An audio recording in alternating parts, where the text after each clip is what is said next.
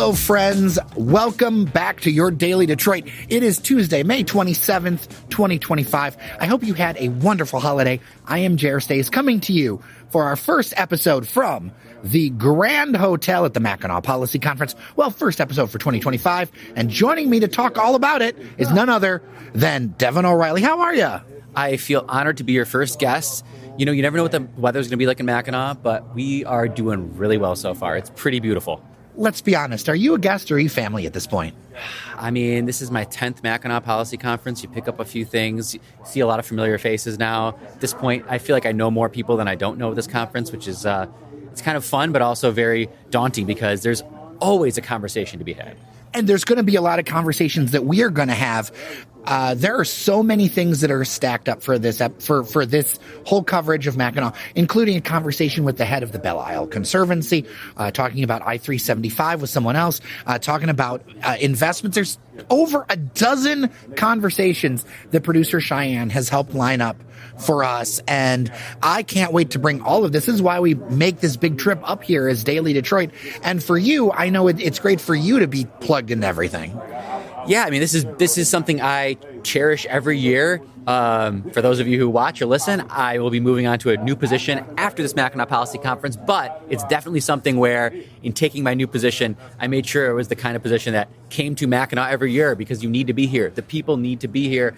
This is where stuff gets done. These are where the big conversations are had. This is where you move the needle. And I never want to not be part of moving the needle in some way, even if it's just minute.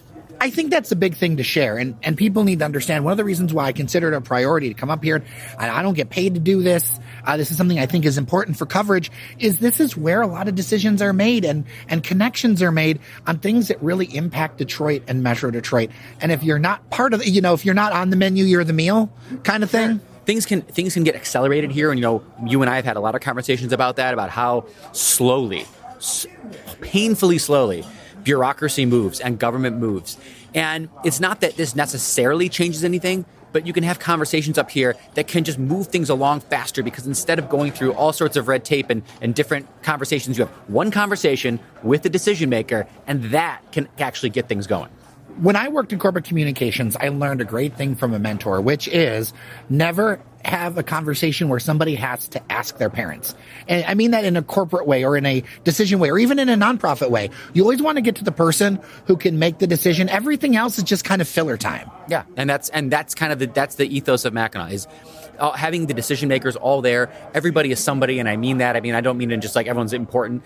All of us are important here because we're here at Mackinac, right? So everyone just becomes an important voice, someone who needs to be heard from, or someone who can have a voice in any conversation. And I think that's what makes Mackinac really cool. And everybody has their own agenda, different groups here. Jeremy, we've got all sorts of topics, right, this year. So there's no shortage of different things to be discussed. But you come here, you focus on what you want to get done, who you want to talk to. Chances are, if there's someone here who you want to talk to, I don't care how big they are. I was, just sitting behind, I won't say a senator and a House of Representatives. If I really wanted to talk to them about something, I could have just turned around and started talking to them. I'll save that for when I have something important to say. Well, if you've got things as a listener, as a member of our Daily Detroit community that you want us to get into, dailydetroit@gmail.com. I'll be looking at my email all week. And as we get stuff out there, get newsletters out there, that kind of stuff. So let's get into the big thing that we're going to talk about today. There's a new poll dropped by the Detroit Regional Chamber done by the Glengariff Group. They conducted this live telephone survey of 600 registered Michigan voters. Now, some people might be like 600 voters. That's kind of how this works in reality as far as waiting and polling. And polling is actually quite expensive to do, quality polling. This was taken between May 5th and 8th, 2025, with a margin of error of plus minus 4%. This was 80% cell phones and a portion on landlines. We'll move fast as we can on this. We're going to talk about national trends, governor's race, Senate race. So nationally, more than 53% of registered Michigan voters say the nation's economy is on the wrong track, 36% on the right track. Independent voters say the nation's economy is on the wrong track by a 2-to-1 margin. And overall, statewide, President Donald Trump's approval rating in Michigan is 46%. Any quick takes? No, that kind of tracks with what we're seeing. People are still dissatisfied. So let's take any political leanings out of it, the fact of the matter is people are still dissatisfied with where the direction of the country is heading. People are still pessimistic about that. And the independents being 2-1, saying we're still in the wrong direction, tells me that, any kind of Trump bump, whatnot, is over. He's pretty unpopular. People still feel, regardless of what they felt about Biden, they now feel with Trump the same way, that things are still going the wrong direction. So he didn't fix it. And already in a few conversations, although not named, there is an uncertainty in the air around whether it's federal programs for nonprofits, whether it's business support, whether it's what is the business environment going to look like. So many businesses have so many inputs, even if they don't do business overseas, this whole tariffs conversation, everything else, businesses dislike uncertainty. I was just going to say that, Jared. You couldn't summarize it better. Essentially, there's no better way to boil it down. I won't talk around it.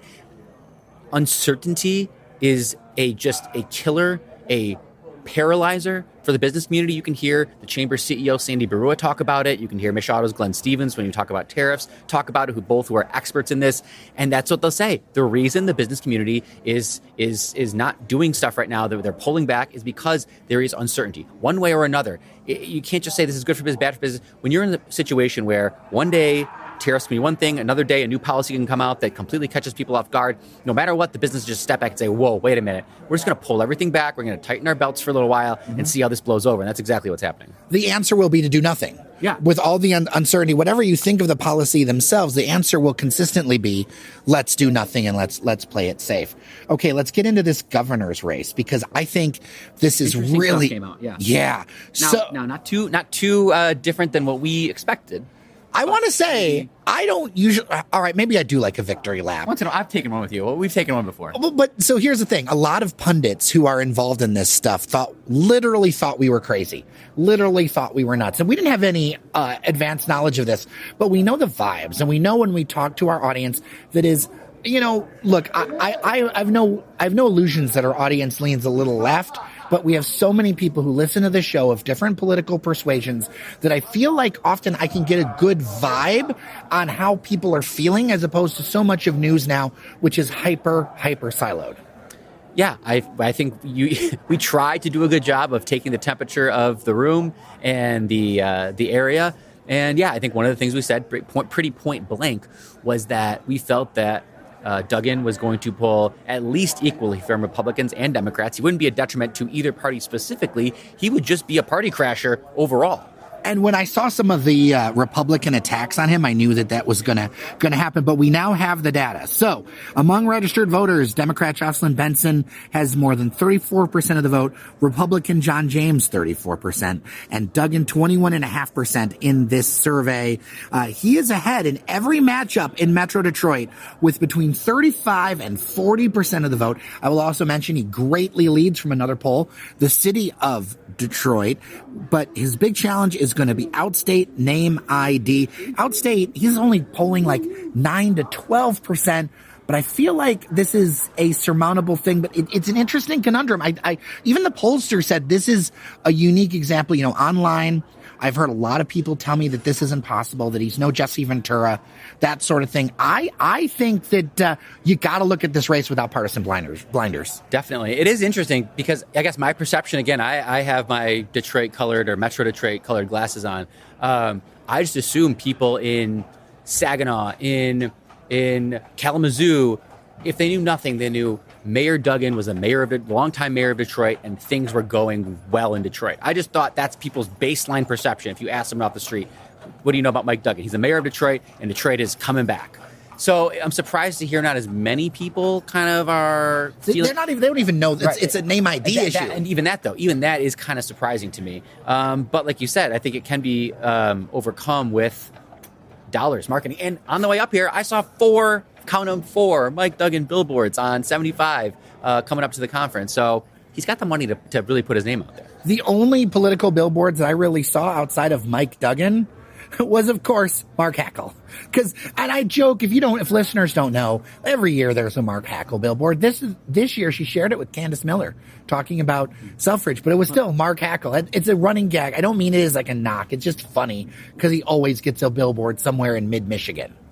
He's the Macomb County executive, by the way, if you don't know. No, why would he? But I thought Duggan's were actually really clever. I was like looking at them. They all speak to what he's trying to do in terms of being independent. I think one was like, angry with red, tired of blue, and it was Mike Duggan. And the other one was Independence with apostrophe S, Independence Day, November 4th, 2025. The one I saw was that Michigan needs a mayor. I saw that one too. Exactly. See, bravo to the marketing team, whoever he's using. I'm sure they're paying for it a lot of money, but you know what? It's well worth. Those are some good billboards. And he, at the conference, will be appearing, I think, twice with Dan Gilbert. Yeah. We know where that is aligned. One stat that's interesting in this governor's race, okay, in this overall poll, is that Mike Duggan has higher name recognition in Metro Detroit than Jocelyn Benson, and that was stunning to me, that more people knew who the mayor was in Metro Detroit than Jocelyn Benson, who is literally the Secretary of State on all the things. Like, that's a name that's everywhere, right? No, Duggan's bigger in Metro. Duggan's name ID in Metro Detroit is just, it has to be astronomical. So that part actually does not surprise me. And if this were a Metro Detroit race, he'd win the governorship very handily. Let's talk about the primaries. Obviously, Duggan isn't going to be a part of this as an independent voter. Now, this is about voters who plan to vote in the general election, but not specifically in a primary. Benson has 59% of the Democratic primary vote. Gilchrist just 7% and Swanson 8%. That really leans to that name ID issue. We've had Lieutenant Governor Garland Gilchrist on the show before a few times. Always love to have him on. Of course, we'll gladly have any of these candidates on. But it shows that name ID of being lieutenant governor just isn't the squeeze. Yeah, that name ID obviously isn't breaking through. Benson, again, this is where she does have an advantage in terms of the name ID. She's on everything. You see that there. So I think that's where name ID is definitely benefiting her. On the Republican side, John James, 42%, Tudor Dixon, 20%, Mike Cox, 11%, Eric Nesbitt, 5%. And I am rounding the percentages because audio, it's hard to deal with numbers. But top line, John James, 42, Tudor Dixon, 20%. Polls generally show that John James is the strongest candidate against Democrats.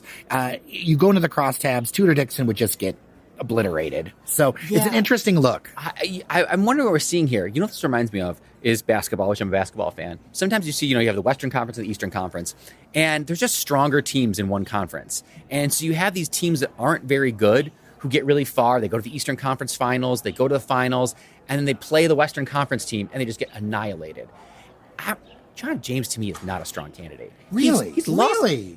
Jared, how many elections has he lost, man? He's got a losing record. He will run for everything, including dog catcher. He'll run for everything, and he gets beat for most things. I'm just surprised. I just don't see him as a strong candidate. And the fact that he's doing so well, maybe it's a weak conference. Maybe the Republicans have a weak conference right now, and he would actually just get demolished by another candidate. So I know a lot of people who like him, and I think that he would be somebody who would be very strong if he had.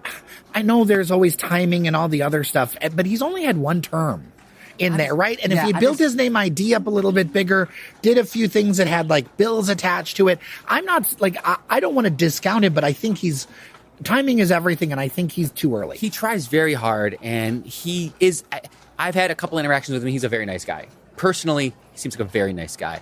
I just think he's just kind of always on politically, and I think some people might see through that, but he'll have donors. I mean, certainly if he's got Trump's backing, that'll be good in the Republican Party. But as you just said, as Trump's poll numbers continue to dip in Michigan and possibly continue to fall, which I'll just say they probably will. Sorry to disappoint anybody. It could become a hindrance, right? This is the other thing we have to think about is as 2026 approaches, if Donald Trump is polling in the 30s with voters, or even low 40s with voters, he has now become an anchor for these politicians. And so James may be trying to no avail to distance itself from him. So I don't know. It'll win you the primary, but in the general, it might sink you, but we don't know. It's still a long way out. All right. Final part of this poll that I want to talk about. Democrats who plan to vote in the general election we're going to talk about the U.S. Senate now. Democrats who plan to vote in the general election prefer U.S. Representative Haley Stevens at 34%. Abdul El Sayed, who is former guest of the show a couple of times. He is at 24%. And Mallory McMurrow, who is a very strong online presence, very dynamic, also been a guest of the show. All these people I'd love to have back, 12%. So on the Democratic side, it really shows me like the online energy that I see, even in our member Discord. A lot of people are big into McMurrow and El Sayed. Haley Stevens, right now, this early on, kind of has a first mover advantage. I wonder how long this is going to go. Yeah, I mean, I wonder. She's been running a lot, and she's been doing well. Obviously, Haley has been in Congress. So does she have that advantage of name ID because of, she's ran campaigns before. People have seen her ads. I remember seeing her ads. She was the chief of Obama's auto rescue, according to her ads. So I still remember that. So she's definitely aligned herself with Democrats, Obama. She was in his camp. So I wonder if it's name ID with her. I'm not really sure why, frankly. I'm surprised that McMurrow isn't polling better. But again, for a lot of people, she's not a name.